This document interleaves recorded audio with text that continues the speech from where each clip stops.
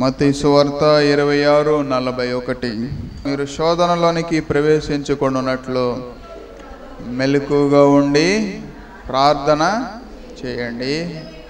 ఆత్మ సిద్ధమే గాని శరీరము బలహీనమని పేతురుతో చెప్పి. చూడండి ప్రియులారా, ఆత్మను ఎలా సిద్ధపరచుకోవాలో, దేవుడు ఎలాంటి ఆత్మను సిద్ధపరిచాడో మనం అనేక విషయాల్లో వెంట వస్తూ ఉన్నాం ప్రియులారా. 1 కొరింథీ 2:11 నుంచి ఒక మనుషుని సంగతులు అతనిలో ఉన్న మనుష్యాత్మకే గాని ఎవరికి తెలియవు, అలాగనే దేవుని సంగతులు దేవుని ఆత్మకే గాని మరి ఎవరికి తెలియవు. చూడండి ప్రియులారా, 12 కూడా దేవుని వలన మనకు దయచేయబడిన వాటిని తెలుసుకొనటకై మనం లౌకికాత్మను కాక దేవుని యొద్ద నుండి వచ్చే ఆత్మను పొంది ఉన్నాము. బైబిల్ ఏం చెప్తుందంటే స్పష్టంగా ఒక మనుషుని సంగతులు. ఏమండి, దీనికి టైటిల్ పోయిన వారం నేను ఏమని చెప్పా? మెచ్యూరిటీ ఇన్ క్రైస్ట్, క్రీస్తులో పరిపక్వత.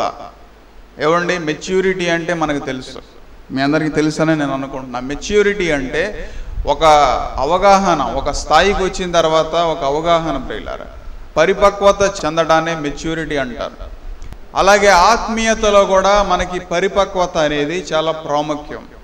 మనం అనేక విషయాల్ని వింటూ ఉంటాం కానీ పరిపక్వత ఉండదు. ఏ రోజున బహుశా విశ్వాసిగాను ఉన్నావు, నీ కొన్ని విషయాలు తెలియట్లేదేమో. అందుకే దేవుడు ఆయన వాక్యం ద్వారా, దేవుడు ఆయన గ్రంథం ద్వారా నీ ఎదురుగా పెట్టాడు. అలాగే నీ ఆత్మీయ జీవితంలో కూడా ఏదైనా సమస్య వచ్చినప్పుడు దేవుని సన్నిధికి వెళ్ళి ప్రార్థన చేస్తున్నావు. Is there any result? No result. ఏమైనా దేవుడు నీతో మాట్లాడా ఆయన వాక్యం ద్వారా? ఏ రోజైనా దేవుడు నీకు తెలియజేశాడా నీ పరిస్థితి కానీ, నీ హృదయ స్థితి కానీ, నీ కుటుంబ పరిస్థితి కానీ? ఎందుకని? No maturity. దేవుని ఆత్మ లేనే లేదు. దేవుని ఆత్మ నీలో ఉన్నప్పుడు ప్రియులారా, అందుకే ఇక్కడ అదే మాట రాస్తుంది చూడండి. ఏమండి, దేవుని గూర్చిన సంగతులు దేవుని ఆత్మకే గాని మరి ఎవరికి తెలియవు. దేవుడు నీ పట్ల ఎలాంటి ఉద్దేశం కలిగి ఉన్నాడో, దేవుడు నీ కుటుంబం పట్ల ఎలాంటి ఉద్దేశం కలిగి ఉన్నాడో, దేవుడు నీ జీవితాన్ని ఎలా నడిపించాలనుకుంటున్నాడో, దేవుడు నీ భవిష్యత్తుని, నీ ఎదర భవిష్యత్తులో నిన్ను ఎలా నిలబెట్టాలి అనేటువంటి కాంక్ష దేవునికి ఉందో దేవునికే తెలుస్తుంది తప్ప, దేవుని ఆత్మకే తెలుస్తుంది తప్ప నీకు ఏమాత్రం తెలియదు ప్రియులారా. నో మెచ్యూరిటీ, పరిపక్వత లేనే లేదు ఈనాటి క్రైస్తవ సమాజంలో ప్రియులారా.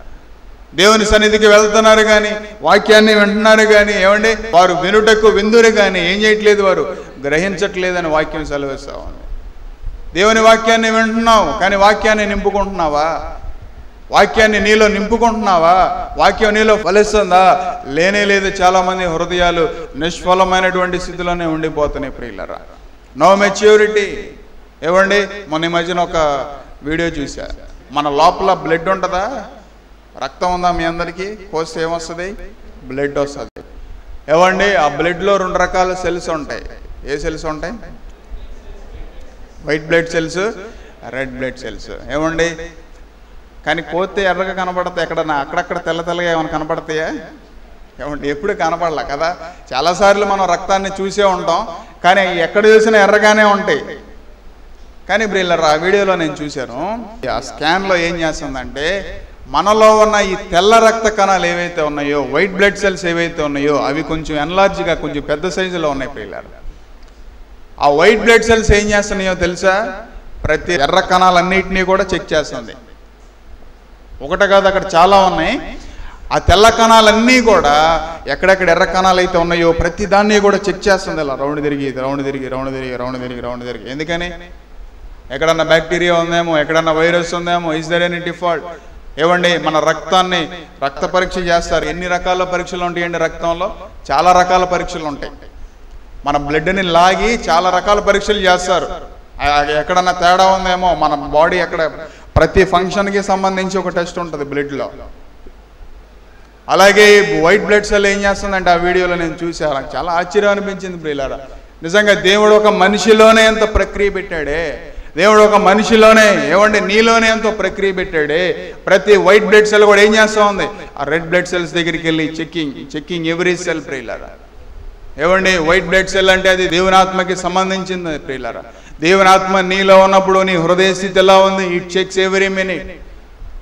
ఏమండి నీ హృదయ స్థితి ఎలా ఉంది, నీ తలంపులు ఎలా ఉన్నాయి, నీ మాటలు ఎలా ఉన్నాయి, నీ ఆలోచనలు ఎలా ఉన్నాయి? ఏమండి ప్రతిదీ కూడా దేవునాత్మ ఏం చేస్తుందంటే నిన్ను పరీక్షిస్తూ ఉంటుంది, ప్రతి క్షణం కూడా పరీక్షిస్తూ ఉంటుంది. చిన్నపిల్లలు నడుస్తూ ఉంటే ఏం చేస్తారు? పడిపోతున్న సమయంలో పట్టుకోలేదా? మీరు ఏనాడు కూడా మీ పిల్లల్ని పట్టుకోలేదా? మీ పిల్లలు అడుగులేస్తున్నటువంటి సమయంలో, ఏమంటే నడక నేర్చుకుంటున్నటువంటి సమయంలో వారు అడుగులేస్తున్నప్పుడు ఏం చేశారు మీరు? ఒక 2 అడుగులు బాగానే వేసి 3 అడుగులు ఇలా ఎదురు పడిపోతున్నప్పుడు చేయటం పెట్టలేదా? నీ నోరు కూడా కొన్నిసార్లు స్లిప్ అయిపోతున్నప్పుడు, నీలోనికి చెడు తలంపులు వచ్చినప్పుడు, నీ జీవితం కూడా అదుపు తప్పి కొన్నిసార్లు వెళ్ళిపోతున్నప్పుడు దేవునాత్మ ఏం చేస్తుంది? ఇట్ హోల్డ్స్ యూ ప్రియులరా. అది నిన్ను పట్టుకుంటుంది, అది నిన్ను సరి చేస్తుంది. మాట్లాడకూడదు కదా, లోపల నుంచి నిన్ను తడతా ఉంటుంది. నీ మనస్సాక్షి దేవుని ఆత్మ నిన్ను గద్దిస్తూ ఉంటుంది, లోపల నుంచి నిన్ను పొడుస్తూ ఉంటుంది. ఓ మాట్లాడకూడదు కదా నువ్వు, ఆ మాట వెళ్ళకూడదు కదా నువ్వు, చూడకూడదు కదా నువ్వు, అలాంటి ఆలోచనలు నీలోనికి రాకూడదు కదా, నీలోనికి అలాంటి ద్వేషం రాకూడదు కదా, నీలోనికి అలాంటి పగ, ఏమండి ఈర్ష్య స్వభావం అలాంటివి రాకూడదు కదా, ఏమండి కామేచ్ఛలు శరీరీచ్ఛలు నీలో రేగినప్పుడు అలాంటివి రాకూడదు కదా అని చెప్పి ఏం చేస్తూ ఉంటుంది? దేవునాత్మ నిన్ను సరి చేస్తూ ఉంటుంది ప్రియులారా. అలాంటి ఆత్మచేత నువ్వు నడిపించబడుతున్నావా? నిన్ను సరి చేసేటువంటి ఆత్మచేత నువ్వు నడిపించబడుతున్నావా? నువ్వు దేవుని ఆత్మచేత నడిపించబడాలి. Then you are in a maturity. అప్పుడు నువ్వు క్రీస్తులో పరిపక్వత చెందావు. మనుషులు ఈ రోజున ఏమండి నీ మనస్సు గాయపడేంత వరకు వెళ్ళింది అంటే, ఏమండి నీ మనసు పాడయ్యేంత వరకు వెళ్ళింది అంటే దేవునాత్మ లేనట్టే కదా. పిల్లోడు కింద పడి దెబ్బ తగిలేంత వరకు పడ్డాడు అంటే అక్కడ పట్టించుకునే వాళ్ళు ఎవరు లేరనే కదా అర్థం. ఎన్నిసార్లు పిల్లలు తల్లిదండ్రులు లేని ప్రదేశాల్లో నుంచి అక్కడి నుంచి పారిపోయి వెళ్ళిపోయి పడి దెబ్బలు తగిలించుకున్న వాళ్ళు లేరా? చాలామంది, ప్రతి ఒక్కరికి తగులుతాయి ప్రియులారా. అలాగే నీ మనసు కూడా కొన్ని విషయాల్లోకి వెళ్ళిపోయి ఏదో సందర్భంలో ఆలోచనలోకి వెళ్ళిపోయి గాయపడుతున్న సందర్భాలు ఎన్నో ఉన్నాయి ఈ రోజున. నో మెచ్యూరిటీ, పరిపక్వత లేనే లేదు క్రీస్తులో. దేవునాత్మ ఉంటే నిన్ను పట్టుకుంటుంది కదా. దేవునాత్మను ఎందుకని సంపాదించుకోవాలి? ఎక్కడా నీ మనస్సు గాయపడకూడదు, ఎక్కడా నీ హృదయం గాయపడకూడదు, ఎక్కడా నీ శరీరం పాడవకూడదు, ఎక్కడా నీ తలంపులు, నీ నోరు, ఏ కోణంలో నీ కళ్ళు ఏమీ పాడవకూడదు అని చెప్పి దేవునాత్మ ఏం చేస్తుంది? ఇట్ హోల్డ్స్ యూ, నిన్ను పట్టుకుంటూ ఉంటుంది ప్రియులారా. కాబట్టి మనం కూడా కొన్ని జాగ్రత్తలు మనం తీసుకోవాలి. కింద ఏమని రాయబడిందో 13వ వచనంలో చూడండి ప్రియులారా. మనుష్య జ్ఞానము నేర్పు మాటలతో కాక ఆత్మ సంబంధమైన సంగతులతో సరిచూచుచు ఆత్మ నేర్పు మాటలతో వీటిని గూర్చి మేము బోధించుచున్నాము. చూడండి ప్రియులారా, ఇక్కడ ఏమని రాయబడి ఉందంటే, ఏమండి మనుష్య జ్ఞానము నేర్పు మాటలతో గాక అంటే మనందరం కూడా మనుషులం ప్రియులారా. మన జ్ఞానం నేర్పే మాటల్లో ఉండకూడదు ప్రియులారా. It must not be educated or it must not be trained by some words. ఎలా ఉండాలి? దేవుని ఆత్మ చేత మాత్రమే మనం నింపబడాలి. దేవుని ఆత్మ, ఇక్కడ ఏమని రాయబడిందో చూడండి, ఆత్మ సంబంధమైన సంగతులతో సరిచూచును. చూడండి ప్రియులారా, మనుషుల జ్ఞానం ఏ పాటిది ప్రియులారా? నీ జ్ఞానం ఏ పాటిది? నా జ్ఞానం ఏ పాటిది? ఏమండి అదే కొరింథీయులకు రాసిన పత్రిక 1:18 ఏమని రాయబడి ఉంది? సిలువను గూర్చిన వార్త నశించుచున్న వారికి వెర్రితనము గాని రక్షించబడుచున్న మనకు దేవుని శక్తి ఇందు విషయమై. తర్వాత ఏమని రాయబడి ఉంది 19వ వచనంలో? జ్ఞానుల జ్ఞానము నాశనము చేతును, వివేకుల వివేకమును శూన్యపరుతును అని రాయబడి ఉన్నది. ఎక్కడ రాయబడి ఉంది? యెషయా గ్రంథం 29:14 రాయబడి ఉంది పిల్ల. జ్ఞానుల జ్ఞానము నాశనము చేతును, ఏమండి వివేకుల వివేకము శూన్యపరుతును. ఆ పై మాట ఏమని రాయబడి ఉంది? సిలువను గూర్చిన వార్త నశించిపోతున్న వారికి ఎలా ఉంది? వెర్రితనంగా ఉంది. సిలువ లేకుండా ఏ ప్రసంగం ఉన్నా సరే అది నిన్ను ఏం చేస్తుంది? ఇట్ మేక్స్ యూ ఫులిష్నెస్ ప్రియులారా. మనల్ని వెర్రితనంగా మార్చేస్తుంది, మనల్ని వెర్రోళ్ళగా మార్చేస్తుంది. అందుకే ఆత్మ సంబంధమైన సంగతులతో ఏం చేస్తుంది? సరి చూసుకోవాలి ప్రియులారా. ఏమండి బహుశా మీరు చాలాసార్లు మనం మంచి పెద్ద ఫంక్షన్స్కి వెళ్ళే ఉంటాం, అవునా? వెళ్ళే ఉంటారా? వెళ్ళినప్పుడు ఏం చేస్తారు? ఒకసారి మీరు లోపలికి వెళ్ళినప్పుడు, కారు దిగి వెళ్ళినప్పుడు, బండి దిగి వెళ్ళినప్పుడు తల చూసుకున్నారా? సరి చూసుకున్నారా? బట్టలు ఎలా ఉన్నాయని చూసుకుంటారా లేదా? ఒక్కొక్కసారి మనం ఏం చేస్తాం, కొన్ని చోట్లకి వెళ్ళినప్పుడు మనల్ని మనం సరి చేసుకుంటాం. అంటే నలుగురిలోకి వెళ్ళినప్పుడు మంచి నీట్గా ఒక పద్ధతిగా ఉండాలి అని చెప్పి ఆ సంగతులన్నిటినీ కూడా మనం ఏం చేస్తాం, సరి చూసుకుంటాం ప్రియులారా. అలాగే ఆత్మ సంబంధమైన సంగతులు ఆత్మ ఏం చేస్తుంది అంటే ప్రతిదీ కూడా ఏం చేస్తుంది, సరి చూస్తూ ఉంటుంది. నీ హృదయాన్ని, నీ పరిస్థితిని, ఇందాక మనం మాట్లాడుకున్న రీతిగా నీ మనస్సుని అన్నిటినీ కూడా సరి చూస్తూ ఉంటుంది ప్రియులారా. ఏమండి, కొన్ని హృదయాలు ఒక కోణంలో పాడవుతాయి, ఒక కోణంలో మనసు గాయపడుతుంది. వాళ్ళు దాన్ని ఇంకొక విధానంలో దాన్ని ఎక్స్ప్రెస్ చేస్తూ ఉంటారు మరొక రీతిగా. ఏమండి, దేవుని వాక్యం నీ దగ్గరికి వచ్చినప్పుడు రెండు పనులు జరగాలి. ఒకటి, నీలో తప్పు ఉంటే దాన్ని సరి చేసుకోవాలి, లేదనుకుంటే కనుక సరి చూసుకోవాలి. ఇంకెన్నడూ జీవితంలో అలాంటి పని నేను చేయకూడదు, ఏమండి దొంగతనం చేయకూడదు అనే మాట నీ దగ్గరికి వచ్చినప్పుడు, నువ్వు దొంగవా అనే మాట అన్నప్పుడు, ఏమండి ఒకవేళ నీ జీవితంలో అలాంటి క్రియలు ఏమైనా జరిగించావా నీ వెనకాల జీవితంలో, దాన్ని సరి చేసుకో దేవుని దగ్గరికి వెళ్ళి. లేదంటే ఎవరి దగ్గర దొంగతనం చేసావో సరి చేసుకో. ఒకవేళ నువ్వు దొంగవు కాదా, ఆ మాటకు నువ్వు గాయపడాల్సినంత అవసరం లేదు, సరి చూసుకో. ఎందుకని, నేను అలా ఉండకూడదు కదా, దేవుని వాక్యం అలా సెలవిస్తుంది కదా. అలాగే దేవుని మాట ఎన్ని విషయాల్లో నిన్ను ఏవండి హెచ్చరించిందో ప్రతి విషయంలో కూడా నిన్ను ఏం చేసుకుంటూ ఉండాలి, సరి చూసుకుంటూ ఉండాలి ప్రియులారా. కానీ మనుషులు ఈ రోజున అలాంటి భావన ఉండట్లేదు చాలామందికి. దేవుని వాక్యం దగ్గరికి వచ్చినప్పుడు సరన్నా చూసుకోవాలి, ఎదరు భవిష్యత్తులో జరగకోకుండా. ఒక కోణంలో మనసులు గాయపడి మరొక కోణంలో దాన్ని ఏవండి మరొక కోణంలో దాన్ని ఏం చేస్తూ ఉంటారంటే మనుషులు ఏవండి ఆ భావన అనేది వేరుగా చూపిస్తూ ఉంటారు. దేవుడు చూస్తున్నాడు కదా నీ హృదయాన్ని, ఆత్మ నీలో నివసించాలి కదా. ఏవండి, మనం ఎవరికి వ్యతిరేకం కాదు, ఏ మనిషికి మనం వ్యతిరేకం కాదు. కానీ దురాత్మ చర్యలకి మాత్రమే, అపవాది చేసే పనులకి మాత్రమే మనం వ్యతిరేకం ప్రియులారా. అపవాదిని వెనకమాలుండి నీ మనసుని గాయపరుస్తూ ఉంటాడు, అపవాదిని వెనకమాలుండి నీ మనసుని మోసపరుస్తూ ఉంటాడు, అపవాదిని వెనకమాలుండి ఏమండి నీ చెవిలో కొన్ని ఒక పక్కన దేవుని మాటలు వినబడుతూ ఉంటాయి, మరొక మాటలు నీకు వినబడుతూ ఉంటాయి. మనసుని మోసం చేయడానికి ప్రయత్నం చేస్తూ ఉంటాడు. ఆ సమయంలో సరి చూసుకుంటున్నావా, ఆత్మ సంబంధమైన విషయాలు సరి చూసుకుంటున్నావా? ఏమండి, ఇక్కడ ఏమని రాయబడి ఉందో చూడండి, మనుషుల జ్ఞానము నేర్పు మాటలతో కాక ఆత్మ సంబంధమైన సంగతులతో సరిచూచుచు ఆత్మ నేర్పు మాటలతోనే మేము బోధించుచున్నాము. పౌలు గారు ఏం చెప్తా ఉన్నాడు, ఆత్మ నేర్పు మాటలతోనే మేము బోధిస్తున్నాం.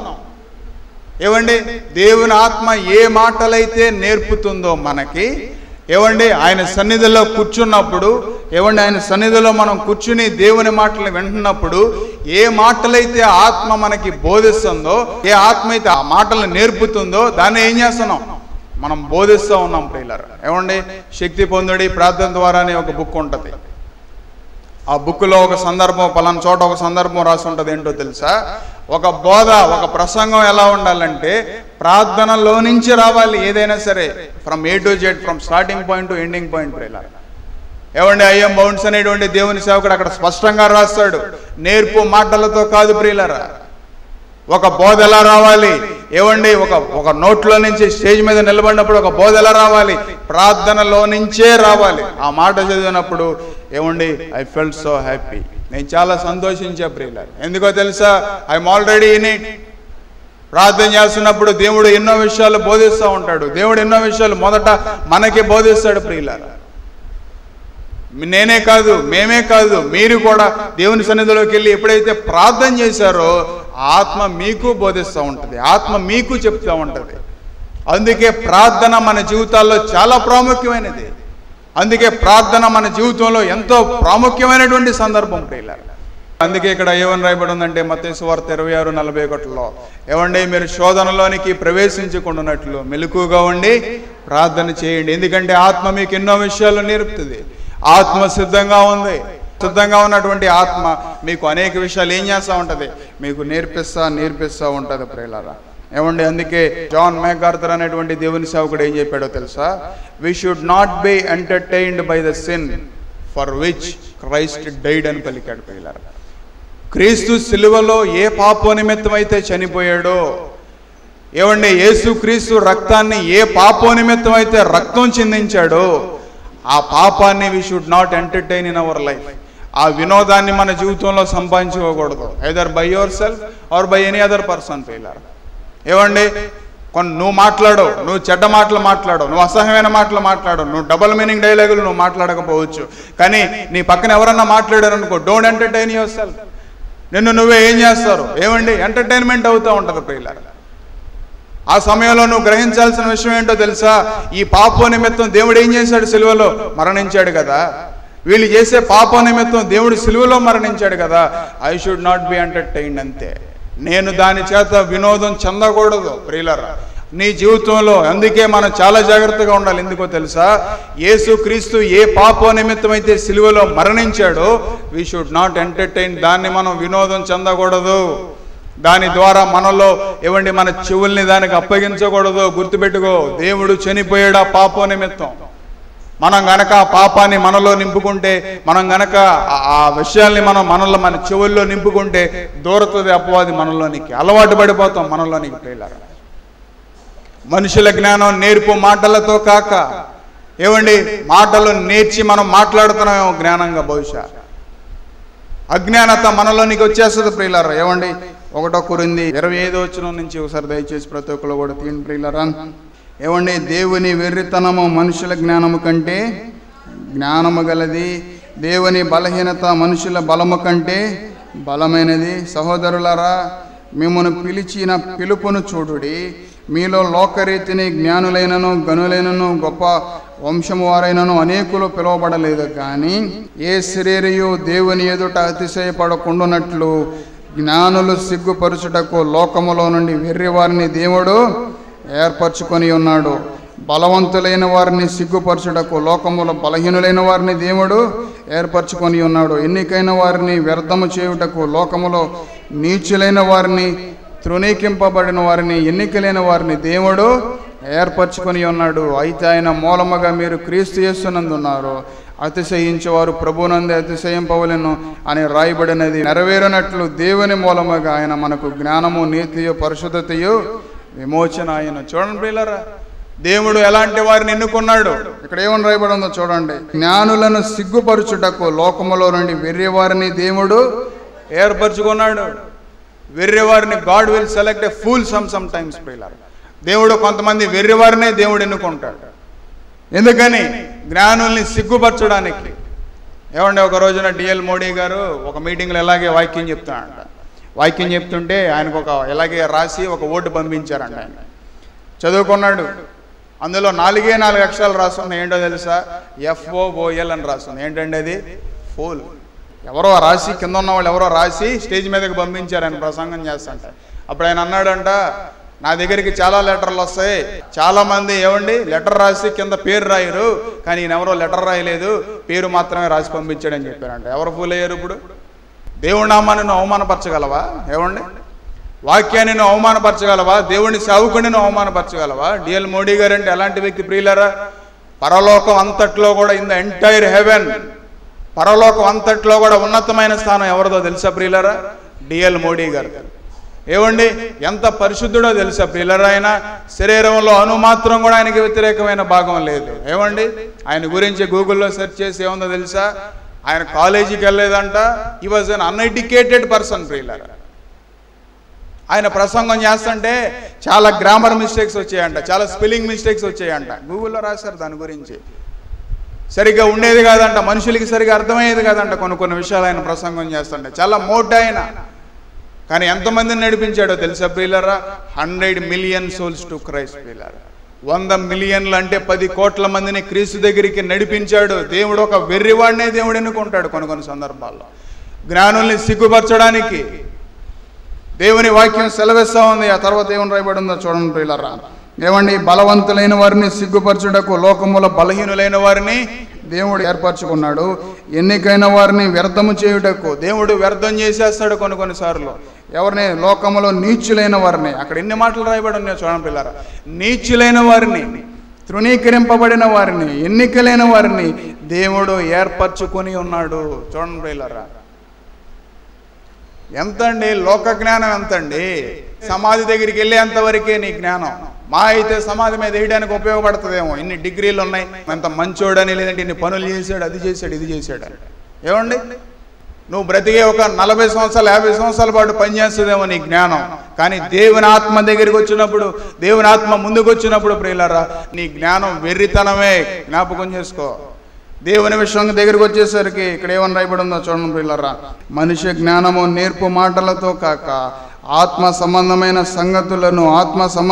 సంగతులతో సరిచూచుచు ఆత్మ నేర్పు మాటలతో వీటిని గూర్చి మేము బోధించుచున్నాము. మనుషుల జ్ఞానం నేర్పు మాటలతో కాక, వాటిలతో కాకుండా ఆత్మ ఏ విషయం అయితే నేర్పిందో వాటినే మేము బోధించుచున్నాము. కాబట్టి ప్రియులారా, మేము కూడా వాటినే బోధించాలని ఎప్పుడు కూడా ప్రయత్నం చేస్తూ ఉంటాం. ప్రియులారా, మారు మనసు అనుభవంలో మనం ఉన్నాం, రక్షణ అనుభవంలో మనం ఉన్నాం. దేవుని నిజమైనటువంటి రక్షణ, నిజమైనటువంటి మారు మనసు, హృదయ పరివర్తన, దేవుని సన్నిధికి వెళ్ళి శిలువ దగ్గరికి వెళ్ళి హృదయాన్ని సరి చేసుకునేటువంటి విధానం మనకి చాలా అవసరం ప్రియులారా. అందుకే బిల్లీ గ్రాహం గారు కూడా ఏం చెప్పారో తెలుసా? I can't have a Christian life by my own. ఏమండి, ఒక క్రైస్తవ జీవితం అనేది మనంతటా మనం సంపాదించుకునేది కాదంట. మనంతటా మనం, it's not by our own. ఆయన ఏం చెప్పాడంటే, without the Holy Spirit I can't be a Christian for 1 hour అని పలికాడు పిల్లలు. దేవుని ఆత్మ లేకుండా 1 గంట కూడా మనం క్రైస్తవులంగా ఉండలేము. అంతే. దేవుని ఆత్మ అనేది లేకుండా, గుర్తుపెట్టుకో, నువ్వైనా నేనైనా ఎవరైనా సరే, you can't be a Christian at least for 1 hour. 1 గంట కూడా నువ్వు ఉండలేవు క్రైస్తవుడుగా.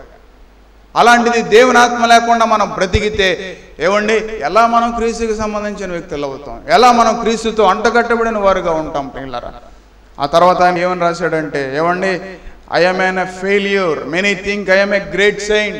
నేను ఒక విఫలమైన వాడిని. చాలామంది నేను చాలా భక్తుడిని అనుకుంటున్నారు, కానీ no I'm not. People put me in a great pedestal. ఏమండి, ప్రజలు నన్ను చాలా గొప్ప ఉన్నతమైన స్థానంలో నన్ను ఉంచుతున్నారు, కానీ no I does not belong to there. నేను అక్కడికి సంబంధించిన వ్యక్తిని కానే కాదు ప్రియులారా. Where I belong is a gutter అని పలికాడు ప్రియులారా. గట్టర్ అంటే ఏంటో తెలుసా? డ్రైనేజీ తెలుసా మీకు? డ్రైనేజీలో ఫ్లో అయ్యేది ఏంటో తెలుసా మీకు? దాన్ని ఇంగ్లీష్ భాషలో గట్టర్ అని పిలుస్తారు. సువేజ్ అంటారు. సువేజ్ కానీ గట్టర్ అన్నా కానీ ఏంటో తెలుసా? మురికి. డ్రైనేజీలో ఏదైతే ఫ్లో అవుతుందో ప్రియులారా, ఆ మురికితో సమానం నా జీవితం అని. ఏమండి, ఆయన ఎంతమందిని నడిపించాడో తెలుసా? 210 million souls ప్రియులారా. 21 కోట్ల మందిని క్రీస్తు దగ్గరికి నడిపించాడు ప్రియులారా. ఏమండి, అంత పెద్ద పెద్ద వ్యక్తులే నా బ్రతుకు ఏమండి మురికితో సమానం అని పలికితే, కోట్ల మంది ప్రజల్ని సిలువ దగ్గరికి నడిపించిన వారే మురికితో సమానం అని పలికితే, నీ జ్ఞానం ఎంత? నా జ్ఞానం ఎంత? మన బ్రతుకులు ఎంత దేవుని ముందు ప్రియులారా? అట్లీస్ట్ ఏమండి, దానికి కూడా సమానం కాదేమో నేను అనుకుంటా ప్రియులారా. దేవుని ఆత్మ నిన్ను తాకినప్పుడు నీ హృదయ స్థితి ఎలా ఉందో దేవుడు నీకు తెలియజేస్తాడు. ఎలాంటి మురికిలో ఉన్నావు, ఎలాంటి అజ్ఞానతలో ఉన్నావో దేవుడు నీకు తెలియజేస్తాడు ప్రియులారా. మనుషులు ఈ రోజున తెలుసుకోలేని పరిస్థితి కనబడతా ఉంది. దేవుని సన్నిధిలోకి వెళ్ళి నా హృదయ స్థితి ఎలా ఉంది, నా పరిస్థితి ఎలా ఉంది అనే మనుషులు గమనించుకోలేని పరిస్థితుల్లో మనుషులు ఈ రోజున ఉన్నారు ప్రియులారా. ఏమండి, 14వ వచనంలో కూడా ఏమని రాయబడిందో చూడండి ప్రియులారా. ప్రకృతి సంబంధమైన మనుషుడు దేవుని ఆత్మ విషయములను అంగీకరింపడు, అవి అతనికి వెర్రితనముగా ఉన్నాయి. చూడండి ప్రియులారా. ఏమండి, 1:18 ఏమని రాయబడి ఉంది? సిలువను గూర్చిన వార్త నశించిపోతున్న వారికి వెర్రితనంగా ఉంది. అలాగే ఇక్కడేమని రాయబడి ఉంది? 2:14 ఏమండి, ప్రకృతి సంబంధమైన మనుష్యుడు దేవుని ఆత్మ విషయములను అంగీకరింపడు, అవి అతనికి వెర్రితనముగా ఉన్నవి, అవి ఆత్మానుభవము చేతనే వివేచింపదగును గనుక అతడు వాటిని గ్రహింపజాలడు. ఏమండి, ఒక హంస ముందు పాలు నీళ్లు కలిపి పెట్టామనుకోండి, ఏం చేస్తుంది? దేన్నే తీసుకుంటుంది? అది పాలే తీసుకుంటుంది, నీళ్లు వదిలేస్తుంది ప్రియులారా. ఒక విశ్వాసి కూడా అలాగే ఉండాలి. ఏమండి, నీ ఎదురుగా ఎన్నున్నా సరే లోకాన్ని నువ్వు తీసుకోకూడదు. ప్రకృతి సంబంధమైన మనుషుడు అంటే లోకానుసారమైనటువంటి మనిషి ఏం చేయడంట? దేవుని ఆత్మకు సంబంధించిన విషయాలను ఏం చేయడు? అంగీకరింపడంతే. హీ వోంట్ యాక్సెప్ట్ ప్రియులారా. పైన కూడా ఏమని రాయబడి ఉంది? దేవుని ఆత్మ ఏ జ్ఞానం నేర్పుతుందో వాటినే మేము బోధిస్తున్నాం, కానీ వేరే విషయాల్లో మేము బోధించట్లేదు. ఏమండి, మనుషులు ఈ రోజున స్టేజ్ మీద ఉండి వ్యర్థమైన మాటలు పలుకుతుంటే పీపుల్ ఆర్ ఎంటర్టైన్డ్. మత్తయి సువార్త 12:34 నుంచి కొన్ని మాటలు రాయబడి ఉంటాయి. తీయవసరం ఏదంటో తెలుసా? ఏమండి, చెట్టు ఎలాంటిదో దాని ఫలం కూడా అలాగే ఉంటుంది. చెట్టు మంచిదైతే ఫలం మంచిగా ఉంటుంది. ఏమండి, అక్కడ ఏమని రాసి ఉంటుంది అంటే ఫలాన్ని బట్టి మనం చెట్టును తెలుసుకుంటాం. ఆ ఫలం మంచిది కాదు అని తెలిసినప్పుడు కారణం ఏంటి? అక్కడ చెట్టు కూడా మంచిది కాదనే కదా అర్థం. దాని ఏరులో నుంచి వచ్చిన జీవం ప్రియులారా ఫలంలో లేనప్పుడు, ఒక నోటి మాట సరిగా రానప్పుడు నీ జీవితమే సరైంది కాదని కదా అర్థం. అక్కడ ఎలాంటి మాటలు పలుకుతున్నారండి ఈ రోజున విశ్వాసులు? దయచేసి అలాంటివి వినమాకండి ప్రియులారా. ఎందుకంటే విన్నప్పుడు యు ఆర్ ఎంటర్టైన్. ఏ పాపం నిమిత్తమైతే దేవుడు సిలువలో చనిపోయాడో, ఏ పాపం నిమిత్తమైతే ఏమండి కొరడా దెబ్బలు సహించాడో, రక్తాన్ని చిందించాడో, they are entertaining the sin. పాపాన్ని వినోదపరుస్తున్నారు పిల్లారు. ఆ మాటలు పలుకుతుంటే అక్కడ ఉన్న జనాలందరూ కూడా నవ్వుతున్నారు పిల్లారు. దే ఆర్ ఎంటర్టైన్, వినోదం చెందుతున్నారు అంతే. ఈ రోజున సిలువ రక్తాన్ని, యేసు రక్తాన్ని, సిలువని ప్రమోట్ చేయాల్సిన ఏమండి దాన్ని మనుషులకి అందించాల్సిన సమయంలో ఏమండి ఎంత భయంకరం ప్రియులారా, ఎంత అసహ్యమైనటువంటి మాటలు ప్రియులారా వేదిక మీద నుంచి. ఏమండి ఐ ఫెల్ట్ సో సాడ్, నాకు చాలా బాధ అనిపించింది ప్రియులారా.